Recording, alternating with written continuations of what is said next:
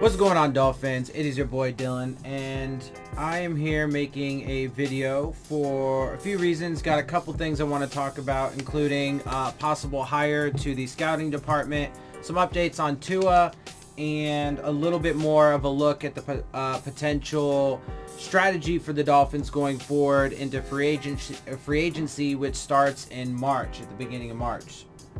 So let's go ahead and jump right in.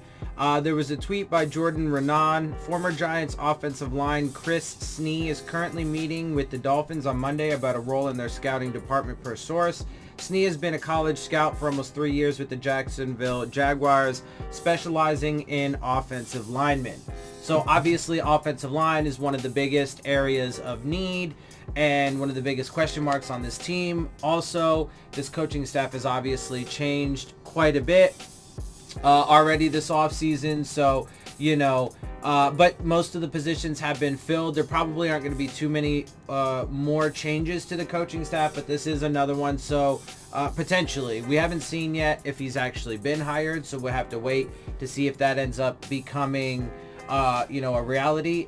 But it is also a coach or a scouting department position, as opposed to a position coach or any of that kind of stuff. So it's more front office than it is actual coaching staff, but there is a potential hire, and we'll have to wait and see how that plays out, whether he gets hired or not, and then if he has any impact on this team and organization's ability to actually draft and develop offensive linemen.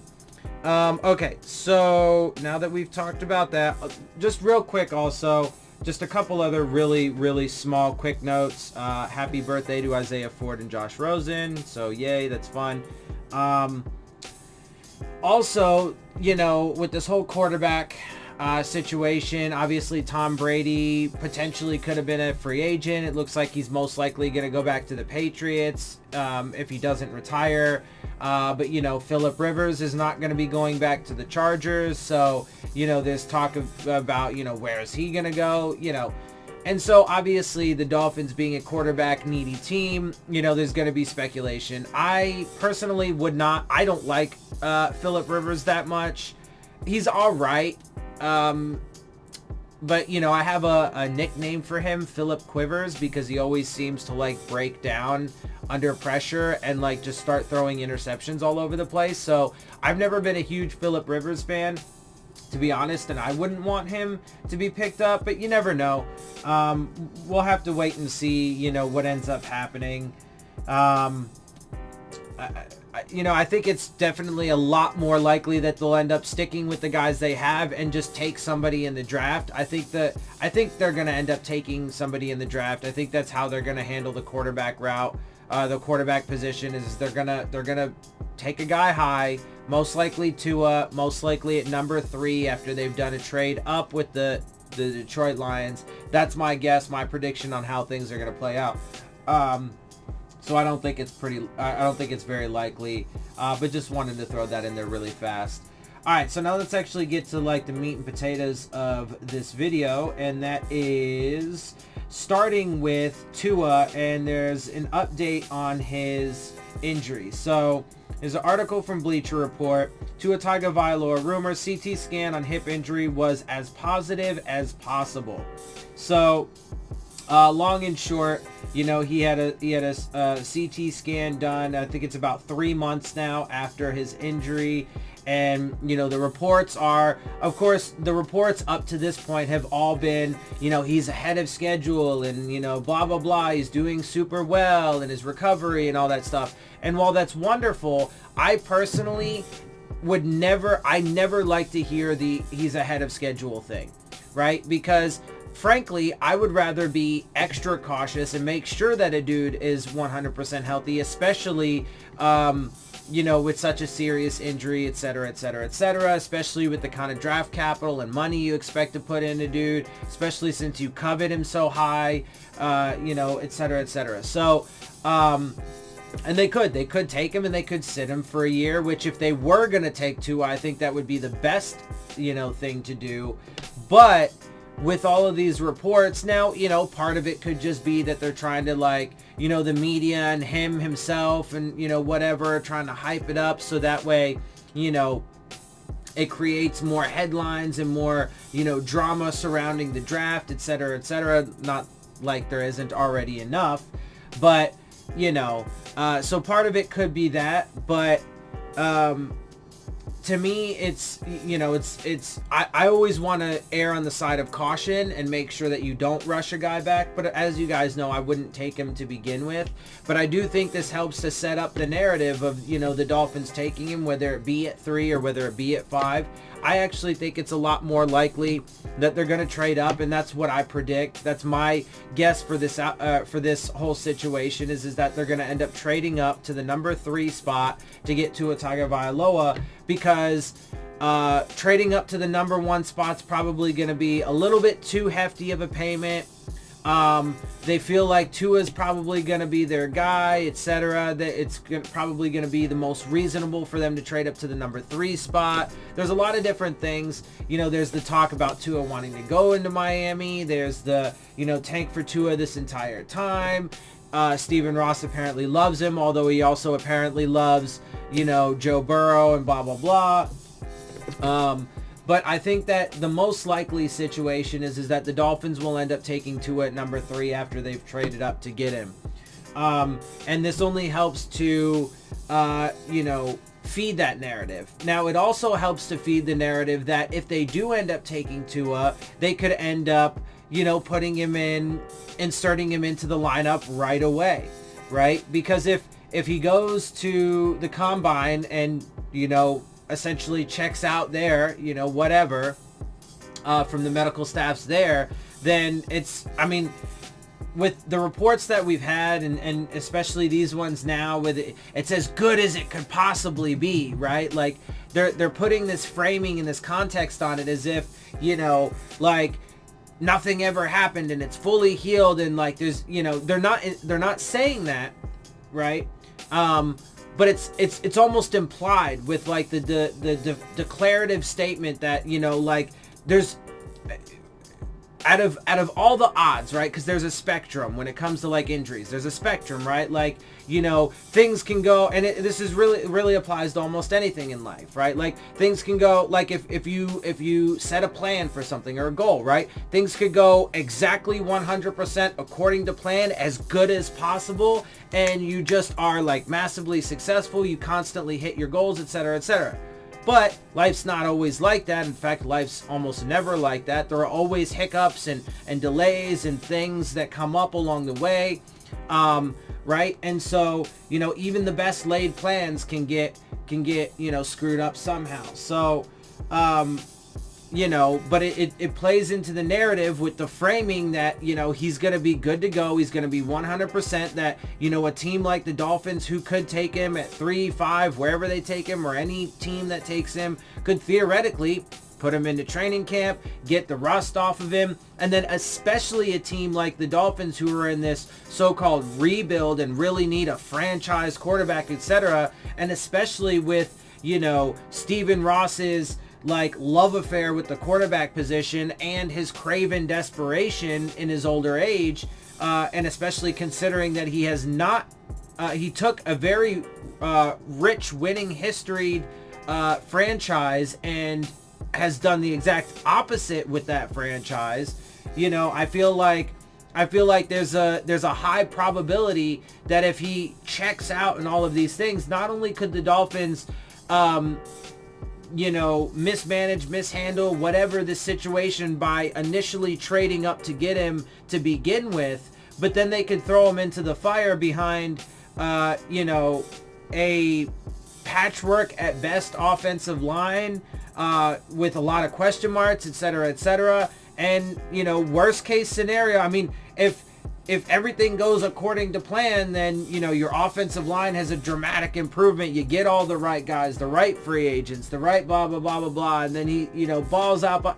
But that's not how the world works. That's not how life works. There's always going to be setbacks and mistakes and problems, issues, you know, wrenches in the cogs, etc., etc., etc. So, you know, I see a lot of disaster potentially on the horizon, depending on how they handle it. So, let's actually get into a little bit, because there were a couple articles actually that I wanted to discuss the contents of regarding the possible strategy for the Dolphins. So let's real quick take a look at this one from Clutch Points. It's clutchpoints.com, but I got it on the Bleacher Report app from Shane Mickle. The Miami Dolphins had their struggles during the 2019 season, but they also showed some flashes of a team that is building towards a bright future.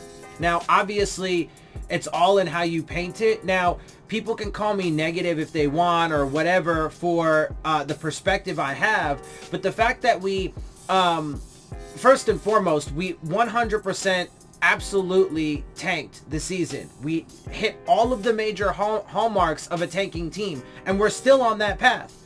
The fact that we ended up winning 5 games, and again, I've said this before, if we ended up winning 10 games, it would have been irrelevant. It would have been a massive miracle and a shocker, and maybe if we did win 10 games, then you really could have given Brian Flores and them credit for or put their names up for like Coach of the Year, GM of the Year, that kind of stuff, if they would have managed to have that kind of result after the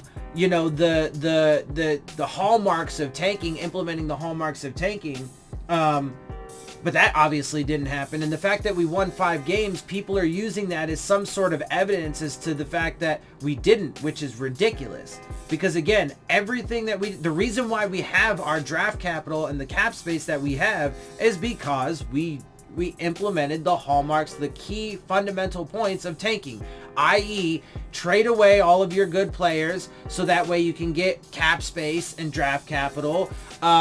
Strip your team down to the fucking studs so that way you can build those assets, and then also systematically dismantle your team to the point where they are not naturally inherently competitive, so that way they just no matter how hard they try, they end up losing despite that, right? And then end up having a relatively high draft pick, etc., etc. So they absolutely tanked. But then to spin it as if it was some sort of success, it's not. I mean, because again, the roster is going to be almost entirely new in year 2 of this whole so-called rebuild. The entire roster pretty much is going to be new, or at least a large chunk of it. We're going to have some of the same issues that we had last year of, young and experienced players that are going to make mistakes, etc., etc. We're going to have almost an entirely new coaching staff with new schemes to learn. We're hitting the reset button on a lot of the supposed chemistry that was built, right? This front office and coaching staff was given so much praise for the high pedigree coaching staff that they built, and then they turn around and be like, they were inadequate, which says a lot about them because they were the ones that chose these guys. But they're like, oh, these guys are inadequate, but don't take a minute to acknowledge how that reflects on me at all. Just acknowledge that they weren't right, and that, the next guys that we choose are going to be the right ones.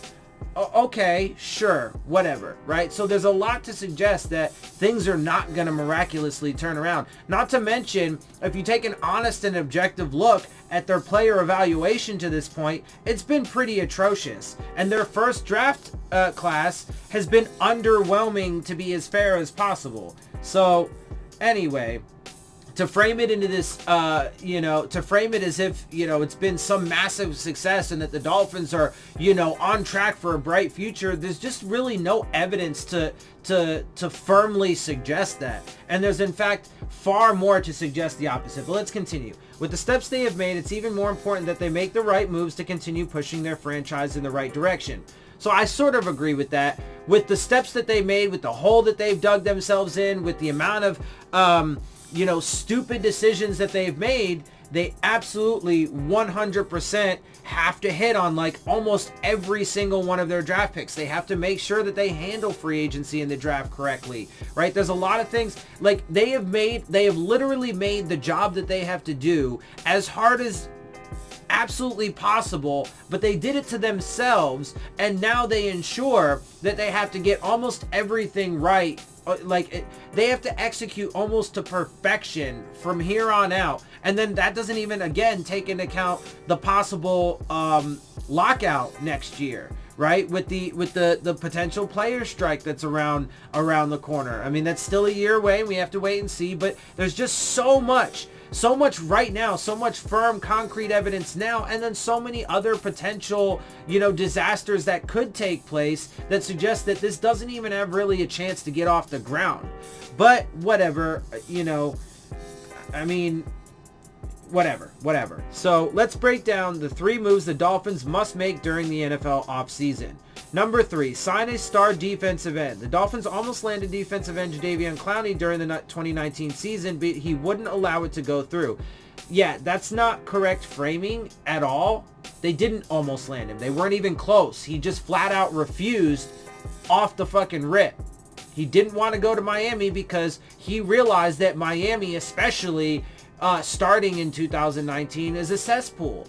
And they are not going anywhere. He's smart. That's why Minkah Fitzpatrick wanted to get out of there. I know people hate on him because they're super biased and you just have to have undying loyalty to the colors. And if you don't, then you're some treacherous asshole. No, he's smart because the treacherous assholes are the ones that are actually running the organization, i.e. Stephen Ross, Marvin Allen, Reggie McKenzie, Brian Flores, and Chris Greer. They're the group of assholes that are destroying this. It's not the player's fault for wanting to get out of a terrible situation. He's a young player, an ascending player, an elite player in the prime of his career, right? Just starting out his career.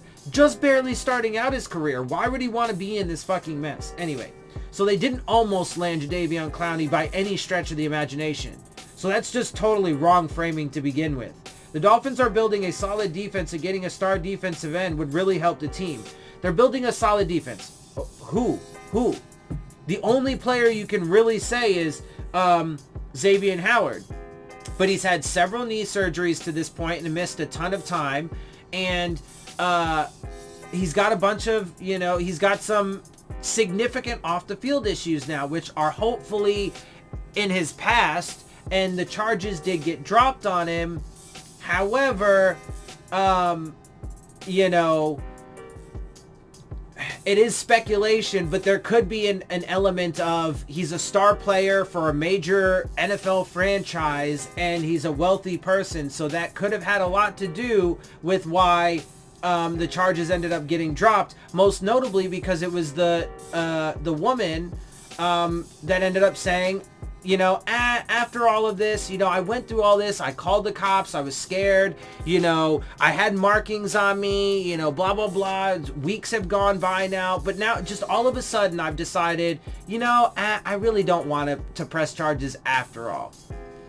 I mean, it's a little, okay, it's whatever. But so he's really the only one you got. Now, I personally really like Jerome Baker and Raekwon McMillan. I think there's some upside to Vince Beagle and Sam McGuavin. They're kind of just average players at the moment.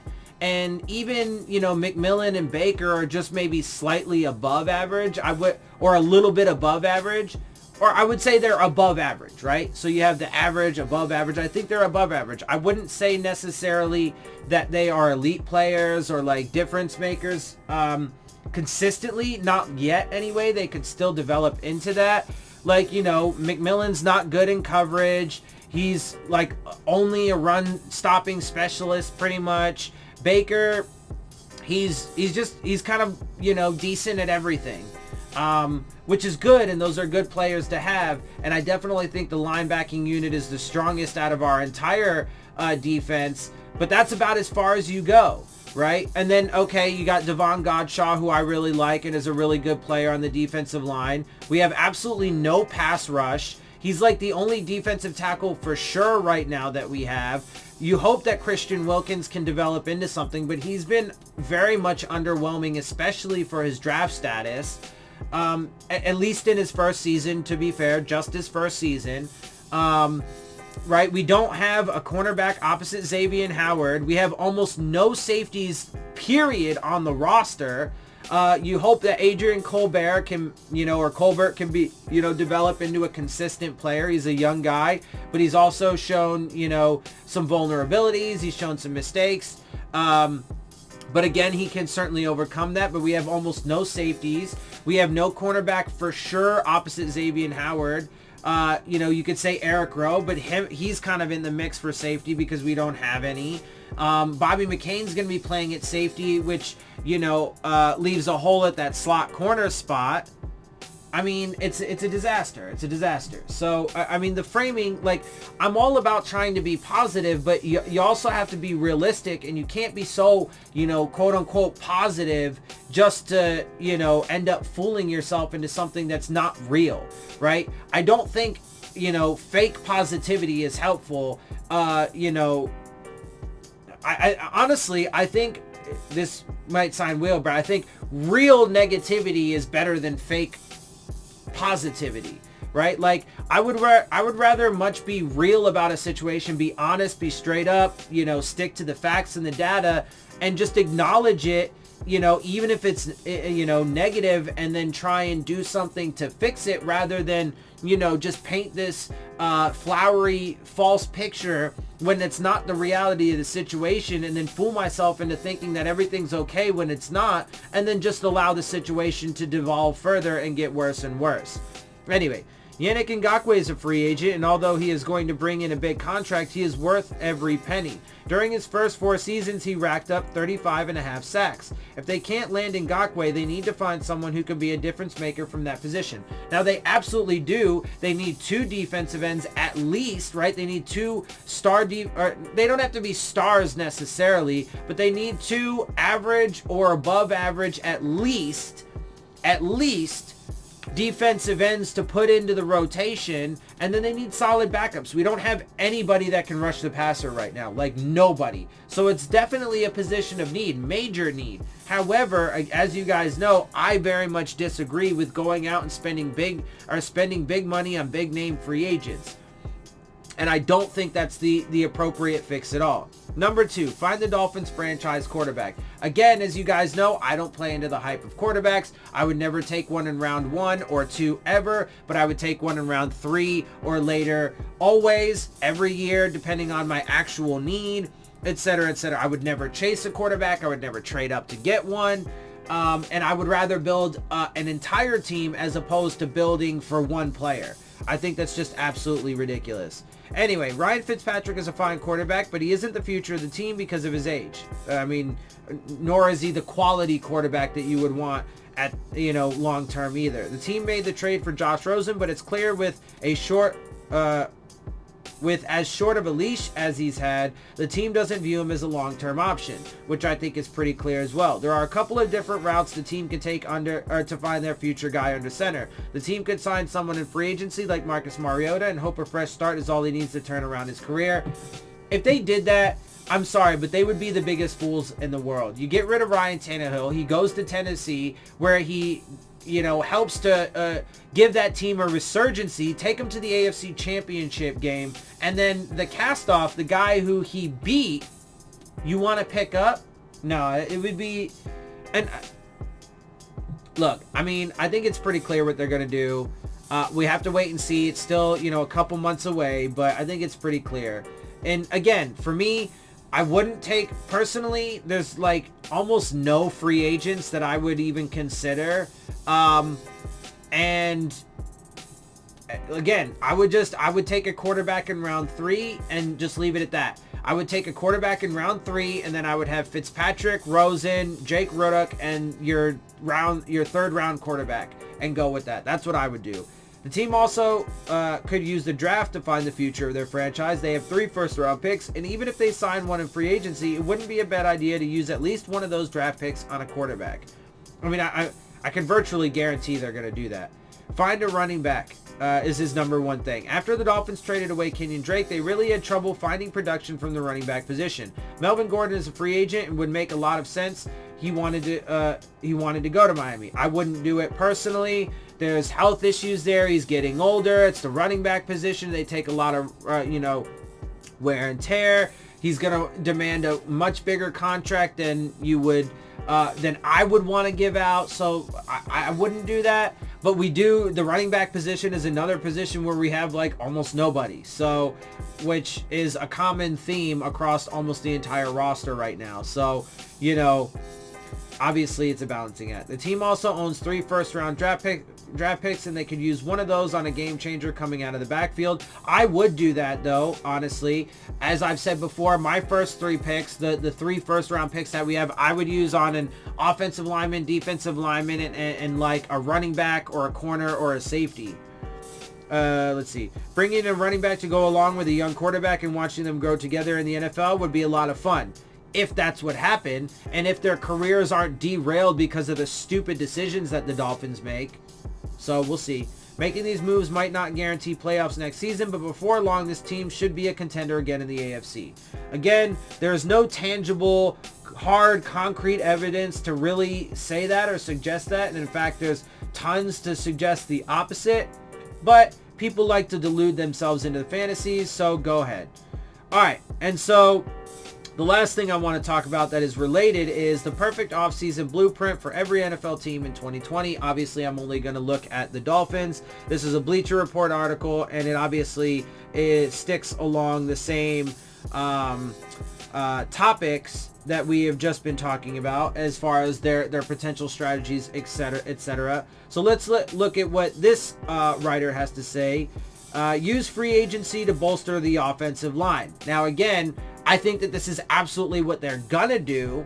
I expect that they're probably going to get at least 1, if not 2, big name, high-priced free agents. They're going to overpay for a couple guys on the offensive line and think that that's going to be the fix for whoever the quarterback is. My biggest fear is they're going to do that. They're going to trade away a chunk of the draft capital, go up, get Tua, and then with all of the reports of him being great, wonderful, and ahead of schedule, and everything is as good as possible, they're going to end up throwing him into the fire in his rookie season, and they're going to get him destroyed.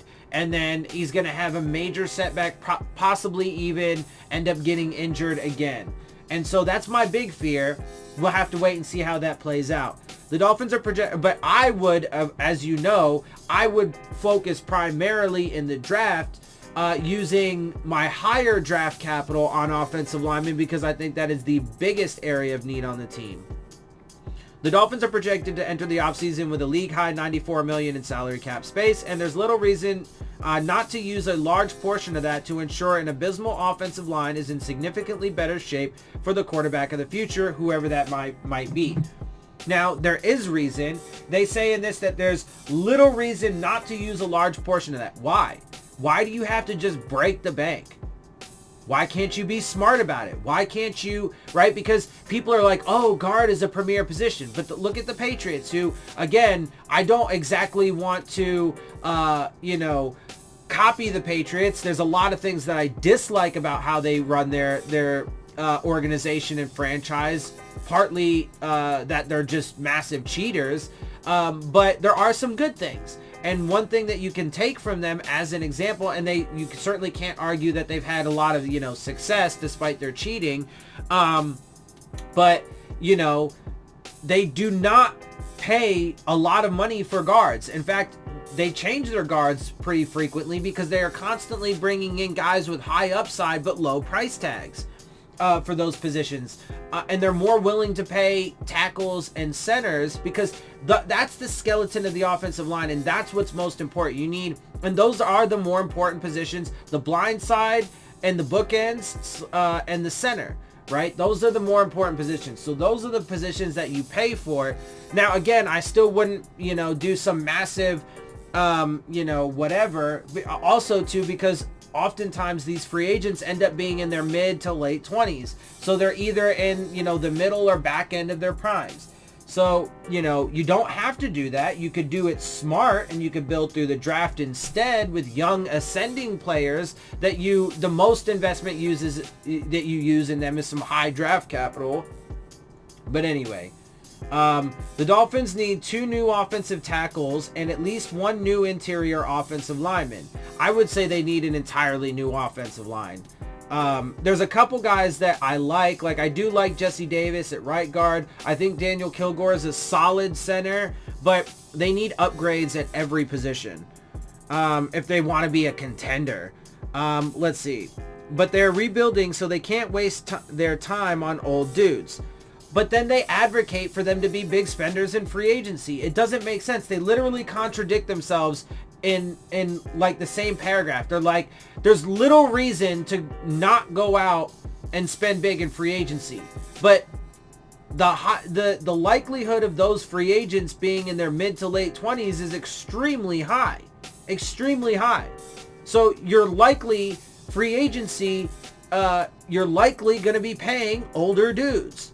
Anyway, they shouldn't let anybody outbid them on impending free agents Jack Conklin and Andrus Peat, both of whom will be 26 at the start of next season. So they'll be 26 at the start of next season. Offensive linemen take a lot of wear and tear, right? The trenches are where you get the most. They're there every fucking snap. They take a beating, okay? And they're going to be in their mid-20s. And they're going to be big contracts. Big contracts. So what if you do that big contract and then, oh, lo and behold, which tends to happen far more often than not, they start to decline or they get hurt or what have you. Okay, well, whatever, dude. Refrain from trading picks to move up for Joe Burrow. 6 of the first 70 picks in the draft belong to the Dolphins, who as a result can do whatever they want on the draft board. That early, considering the crapshoot nature of the draft, the focus should be on quantity more so than perceived quality. Now, I actually 100% agree with that. Is that what the Dolphins are going to do? Not likely. You know, but we'll have to wait and see. Obviously, they can still prove me wrong. It's not written in stone yet. But I totally agree with that. Quantity over quality, perceived quality, right? That's actually a great way to put it. Perceived quality, because you just don't know. You never know. Add a handful of best available players whom you see as eventual starters in the first 3 rounds and then move on to the next phase of the rebuild. I actually 100% agree with that. But it's not just Joe Burrow. Right now they would have to trade away a lot more to get to the number 1 spot to get Joe Burrow, and then thereby neglecting even more across the rest of the roster. But I think the likely and what I predict is going to happen is that they're going to trade up with the Lions in the number 3 spot, partly because of the connections that they have there, Brian Flores and Matt Patricia, partly because the Bengals are much more in need of a quarterback than the Lions are, etc., etc., etc. Plus, that's the likely spot for somebody to try and jump the Dolphins, that to maybe steal Tua, etc., etc. So I think that's the most likely situation. I don't think that they're going to be smart about it and either stay put or trade back. I think that they're going to be craven, desperate, and foolish and trade up and get a quarterback and continue to do foolish things after that. Anyway, but so I do totally agree with that. They should not trade up to get either of those guys. At the very least, they should stay put, if not trade back in the draft and accrue more assets. But we'll have to wait and see. But then the funny thing is, though, is right after that, so they say refrain from trading picks up to move Joe Burrow, and they use the quantity over quality, perceived quality argument, but then the very next thing that they say is draft Tua Tagovailoa. Like, really, dude? Like, really? That being said, the blue chip Alabama product isn't likely to cost Miami much, considering it owns the 5th overall selection. It wouldn't cripple the Dolphins to move up a spot or two to guarantee they land Tua, who appears to be a great fit for a Miami team that would be fine with waiting for his injured hip to fully heal if need be. First of all, there's no real indication one way or the other whether the Dolphins would do that. And it's purely speculation, but based off of the information I have and how I've seen Stephen Ross operate, how much I know he wants a quarterback, how desperate I feel he is to get things going right before he dies, etc., etc. I think it's exceptionally likely that they trade away draft capital, go get him, and then just throw him right in the fire. I think it's probably a bit more, especially with the reports that he's ahead of schedule and everything is as good as it could possibly be. I think it's actually a lot more likely that they just throw him right in and expect him to single-handedly turn around this franchise in 2020 behind a patchwork offensive line that's not anywhere near as good as what people are going to be hoping it will be. again, we'll have to wait and see, but it's just, like, so many contradictions. Like, people are ridiculous. That's why logic doesn't have flavors, people. Like, I don't have my own version of logic. You don't have your own version of logic. Logic is very specific. It only operates in one way, okay? Either it's logical or it's not. Okay, now even illogical things can be logical only from the perspective of, for example, I know this is kind of, off topic, but climate change, right? It's illogical from the standpoint of the reasons why climate change exists is because of our self-destructive nature. Now, those actions in and of themselves are illogical because they are self-destructive, but it is the results are logical because of the data that was input, right? So because of those illogical actions, you get logical results, which are the destruction of the planet and climate change, etc. So anyway, that's part of what annoys me with, like, media and stuff, is there's so much contradictions, no consistency, etc., etc. And I do think it would cripple them, because they would get rid of some of the accrued capital, and then, I mean, the risks are just too great, way too great. So we'll have to wait and see how that plays out. There's a lot going into it. Honestly, I'm super anxious. I am super anxious to get to free agency, because I want more data. Like, I speculate, and I certainly, like, I do like to plan for things, and I do like to speculate from the perspective of, like, I like to be prepared, and I like to, be informed and know what I'm getting into and that kind of stuff. But, like, it only goes to a point. Like, I like to operate off of facts and data. So I want to see what it is that they do in the offseason, in free agency, which is only a few weeks away in March. We will be getting to that at the beginning of March.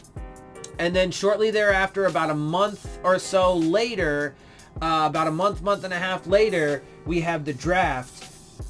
And I'm super eager to see what they do there, because then we'll have a lot more data to be able to more concretely project the direction and path of this team. I personally think it's trending down and going in the wrong direction. Apparently, though, 70+% of the Dolphins fan base, last time I saw polling on it, still believes that they are going in the right direction. So it'll be really interesting not only to see what they do, the Dolphins, but to see how, or if that changes at all, after free agency, after the draft, and then subsequently after this next season. So with that, that's what I got for you guys. That's the news I got for you. I hope you guys enjoy my videos and my perspective. If you do, make sure you hit the subscribe button, make sure you hit the like button, make sure you hit the bell if you want to get the alerts. Share my channel and videos with your friends and family. Leave your questions, comments, and concerns down in the comment section. And of course, as always, make sure you follow me on Twitter at Dillon Tartaro. And with that, I am out. I'll see y'all soon. Fins up.